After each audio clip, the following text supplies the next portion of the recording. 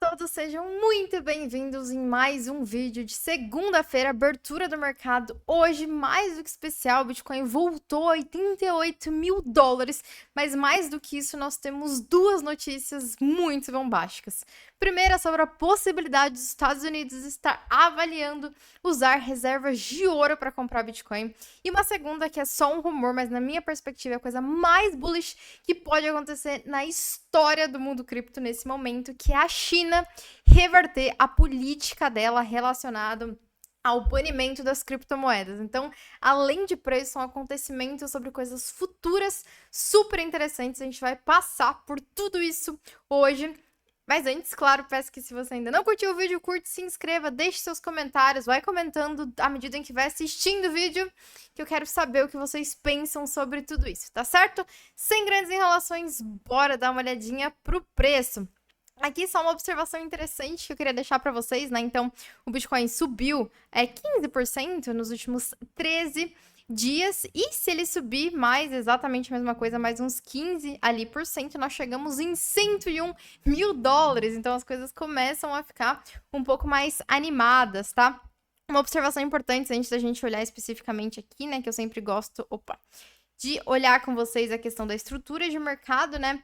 A reversão, esse candle aqui do dia 11 aconteceu exatamente, né, por conta da reunião, que inclusive eu publiquei para vocês um dia antes da reunião, né, dizendo que era a reunião que podia mudar o ânimo do mercado. Eu publiquei exatamente um dia antes, e curiosamente tem gente deixando nos comentários que nada mudou. Como é que nada mudou? As coisas se transformaram completamente. Aqui vocês veem os vídeos que eu assisto, tá? Essa música aqui, incrível. A gente tem análise macroeconômica e exercício, que é basicamente os vídeos que eu assisto, tá certo? Mas que eu queria mostrar pra vocês. Então, exatamente no dia 11 nós tivemos a reunião do FONC, que foi muito curiosa também. Tem um vídeo publicado sobre a análise dela, né? Mas realmente mudou o ânimo do mercado. E aí nós tivemos a primeira quebra de estrutura de baixa, né? Então, o Bitcoin vinha fazendo topos cada vez mais baixos e fundos cada vez mais baixos, mas depois da reunião o mercado deu uma animada, né? Aqui foi o último topo mais fundo, e aí na hora de fazer o fundo, ele realmente fez um fundo acima do fundo anterior, e nós tivemos um topo acima do topo anterior, de novo um fundo mais fundo do que o topo anterior, e aqui, dependendo de como esse candle fechar hoje, né, mas acho que tem tudo para fechar sendo também um topo mais alto do que o topo anterior. Então, em termos de gráfico, no gráfico diário, nós temos a formação, uma reversão, né? Uma possível reversão, na verdade, uma reversão já, né? Porque nós tivemos aqui mais alto, mais baixo, mais alto, mais baixo. Então, uma reversão da tendência de baixa, mas claro que dentro desse cluster, né, do suporte semanal, mas o Bitcoin também finalmente conseguiu estar em cima da média móvel de 200 dias, tá? Eu tinha comentado com vocês, vinham comentando desde o início de março que existiam algumas coisas que eu estava observando. Uma delas era Bitcoin sendo negociado acima da média móvel de 200 dias, entradas de ETFs diárias de 300 milhões, nós tivemos 250 milhões, ainda não tivemos um de 300, e algumas coisas relacionadas ao cenário macro. SP500 começar a subir, de fato, tá dando, né, deu uma melhorada boa, tá começando aqui também a ficar acima da média móvel de 200 dias, comentei para vocês aqui que no dia 11, na verdade, nesse dia, inclusive, eu fiz um aporte em SP500, tá certo? Mas aqui tá começando a ficar em cima, e além disso, tinha alguns eventos macro, né, que eu estava de olho. O primeiro deles era a questão, né, da correlação do Bitcoin com o M2. Então, no dia 6 de março, eu publiquei que no final desse mês eu esperava que o Bitcoin começasse a reagir por conta dessa correlação do M2. E por enquanto também estava certo, e o que eu estava esperando, né, era o fim do quantitative tightening. A gente teve um afrouxamento bem grande dele na reunião do FONC, que não fez o fim, mas são algumas das coisas que eu estava olhando, né, e de certa forma elas aconteceram, a gente pode considerar, né. Então, em termos de estrutura do mercado, assim, super legal. Hoje o Bitcoin chegou aqui ao time high de 88.700, mais ou menos, mas em termos de estrutura gráfica, super interessante. Mas talvez mais interessante são os catalisadores, né, dos últimos dias. Então, o que nós tivemos, gente? Primeira coisa super relevante, né? Deixa eu ver aqui. Opa, cadê a notícia aqui? O FMI, né? O FMI reconheceu o Bitcoin como um ativo de reserva. Então, ontem nós tivemos o FMI publicando um documento dizendo quais são os novos padrões para que os países façam as suas contabilidades relacionadas a Bitcoin e criptomoedas. E muito interessante que ele reconhece o Bitcoin como um ativo não financeiro. Ele dá para o Bitcoin, por não ter renda gerada, né? Como as ações ou como o stake, ele dá a categoria de ativo não financeiro, tal como os metais, as terras e os recursos naturais. A categoria do Bitcoin é esse, né? E diz que alguns ativos podem ter essa categoria, aqueles que funcionam como reserva de valor, meio de pagamento, e os outros ativos que são financeiros, né? Como provavelmente vai ser o caso do Ether e da Solana, ativos que têm a possibilidade de gerar renda devido ao stake, né? Mas o que é a parte mais curiosa é que esse documento vem exatamente foi dia 10, né? Então a gente tá no dia 24, então vamos considerar ali um pouquinho mais de 10 dias depois do FMI publicar um documento de 111 páginas, tá? Dizendo que El Salvador deveria parar de comprar Bitcoin e também de minerar. No dia, o El Salvador deu uma resposta que foi comprar mais Bitcoin. Depois, o Bukele respondeu dizendo quando todo mundo era contra a gente, o Bitcoin estava caindo, a gente não parou, então não é agora que a gente vai parar e nós não vamos parar de comprar. Continuaram fazendo o DCA deles de um Bitcoin por dia. Na última semana compraram os seus 7 Bitcoins. E agora nós temos essa mudança bem grande em relação à posição do FMI. Imagino que daqui para frente El Salvador vai ter um pouquinho menos de problema, tá? Mas nós tivemos outros acontecimentos muito, muito, muito, muito relevantes, tá? A primeira coisa que eu queria citar para vocês é essa aqui, né? Da possibilidade dos Estados Unidos realmente usar ouro para comprar Bitcoin.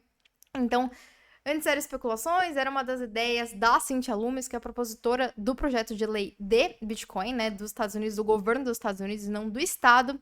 Mas o Bo Hines, que é o diretor executivo do Conselho de Criptomoedas, durante um podcast disse que eles estavam sim considerando usar as reservas de ouro para comprar Bitcoin. Isso seria uma forma neutra em termos de orçamento, que é o requerimento da ordem executiva relacionada à reserva em Bitcoin. Os Estados Unidos podem comprar Bitcoin, mas ele não pode gastar a mais, ele não pode onerar, né, os cidadãos para comprar esse Bitcoin, então existe essa possibilidade, né? E ele disse: se realmente concretizarmos os ganhos das reservas de ouro, essa seria uma forma eficiente de adquirir Bitcoin. Essa notícia, gente, é absurdamente incrível, porque o ouro é o ativo mais valioso, né, em termos de market cap do mundo, do mundo, do mundo, do mundo, e a reserva de valor do mundo desde sempre. Então, a partir do momento, se a gente vê alguma sinalização nesse sentido, vai ser muito grande. E pode ser que seja uma conversão muito pequena, né? Mas é o que significa essa mudança. Seria uma coisa absurda. E na minha perspectiva, praticamente só tem uma coisa que seria mais absurda do que isso, em termos de efeito. Ali, que é essa segunda notícia aqui, gente, da China estar possivelmente considerando reverter a sua posição sobre Bitcoin e criptomoedas. Esse vídeo está com áudio um pouco baixo, então nem vai funcionar aqui. Eu vou deixar no link da descrição para que vocês vejam depois se vocês quiserem, mas o áudio está muito baixo. Mas basicamente, né, esse cara, ele é um dos responsáveis por um ETF de Bitcoin lá de Hong Kong, e ele disse, cara, o pessoal está estudando, está vendo o que pode ser feito ali. E existe um processo proativo ali de possibilidade da China mudar sua posição em Bitcoin. Não é a primeira vez nas últimas semanas que nós temos essa notícia. Nós também tivemos uma notícia umas 2 semanas atrás de um grupo de juristas que possivelmente estava se reunindo ali para pensar em novas abordagens. E além disso, tem um outro fato que eu queria comentar com vocês. Aqui, né, para quem não sabe, eu tenho essa tabela, né, de acompanhamento, de monitoramento autoral em relação, enfim, aos países, as notícias de cada um dos países, aos ETFs, né, as empresas públicas. Faço um overview aqui por mês de compra, quais são as novas empresas comprando, se elas são de Bitcoin, se elas não são. E aí o que eu queria mostrar para vocês, que é uma coisa bem interessante que tem acontecido e que eu não vejo ninguém falando, tá? Se a gente filtra aqui, vamos filtrar aqui por país, tá? Opa, deixa eu ver aqui. Sempre me perco um pouquinho na hora da filtragem aqui. Vamos filtrar aqui por Hong Kong e China. Cadê? Aqui, China. Que é interessante, gente? Algumas dessas empresas, a maioria dessas empresas, na verdade, elas são super recentes, tá? Elas estão nesse momento comprando Bitcoin e nós temos esses, especificamente esses casos aqui, tá? Todas elas começaram muito agora, assim, então de todas elas, ó, basicamente, tirando essa, né? Mas, deixa eu ver. Start. Essa aqui, novembro do ano passado, janeiro desse ano, novembro do ano passado, dezembro do ano passado, julho do ano passado, né? Com aquisições. Essa nesse ano também, né? Então, essas empresas, assim, estão proativamente comprando muito Bitcoin. Então, aqui a gente tá falando de mais de 5 mil Bitcoins sendo comprados por essas empresas da China. Então, está realmente acontecendo um movimento lá, tá? Não sabemos se vai acontecer o processo de desbanimento, né? Digamos, a China já teve um movimento de aprovação dos ETFs de Hong Kong, né? Hong Kong e China têm legislações diferentes ali, mas claro que uma afeta a outra direta e indiretamente, mas parece que está acontecendo um movimento, né? E a gente tá falando de mais de 1 bilhão de pessoas na China podendo ter exposição ao Bitcoin. E o mercado financeiro da China, ele passa por vários problemas, digamos, né? Por conta das restrições. Então, imagino que existe uma grande demanda ali, né? Então, esse é um acontecimento, assim, super, super, super interessante. Eu fiz um Twitter sobre isso. Opa! E aí uma pessoa até comentou, né? Essa notícia seria mais importante, né, do que a notícia do FMI. E sim, gente, assim, muito, mas muito, muito, muito, muito, muito, muito, muito, muito mais, tá? Então, sim, bem interessante isso. Além disso, que mais nós temos aqui? Miami, né? O prefeito, desculpa, de Miami participou ali em umas reuniões com alguns family offices, né? E assinou um documento junto com o príncipe de Dubai de cooperação entre as duas cidades, né? Para conseguir ter um desenvolvimento tecnológico maior. E o prefeito disse que quer tornar Miami a capital cripto do mundo, né? E nós sabemos os movimentos ali de Dubai, de alguns outros lugares daquela região muito pró-cripto, interessada no mercado cripto. E apesar de a gente estar falando de um príncipe, apesar de várias questões, eles têm tido um posicionamento muito flexível em relação ao mercado cripto. Então, super, super, super interessante, tá? Além disso, esse desdobramento muito legal também em relação ao Tornado Cash, né? O Tesouro dos Estados Unidos retirou o processo ali das sanções com o Tornado Cash, uma notícia super positiva. E aí, né, acho que a questão que fica é se a gente tá num bull trap ou não, né? Então aqui tem uma análise da Alfractal, né, que é um provedor de análise on-chain brasileira. Inclusive, né, e ele disse, normalmente as exchanges, né, não deixam esses bulls, os touros, né, ficarem felizes por muito tempo, mas, porém, entretanto, contudo, todavia, nós temos alguns, né, como o Arthur Hay, dizendo que a possibilidade do Bitcoin atingir os 110 mil dólares antes de 76 é muito maior, né? Quero saber o que vocês acham, se vocês acham que é uma trap ou não. Da minha perspectiva, acho que o mercado vai depender muito do acontecimento macro, né? Então, se nós não tivermos nenhuma outra grande treta macro, tarifa e etc., as coisas parecem bem positivas, né? Os acontecimentos são muito positivos. O fluxo da semana passada foi super bom nos ETFs, né? Mas acho que ainda assim, cautela, né? A gente acabou de estar, faz 13 dias, né? Que a gente atingiu ali os 78 mil dólares. Então, acabou de acontecer, as coisas ainda estão encaminhando, mas muitas notícias, assim, realmente surpreendentemente positivas. E se algumas delas realmente acontecerem, né, os Estados Unidos vender ali os ganhos de ouro para comprar Bitcoin, ou alguns dobramentos positivos em relação à China, as coisas podem se esquentar muito rápido, mas eu quero que vocês deixem nos comentários o que vocês acham, se vocês estão mais pro lado dos 110 mil dólares nova all-time high, ou por trap, corram pras colinas, é só mais uma bull trap. Quero saber o que vocês acham.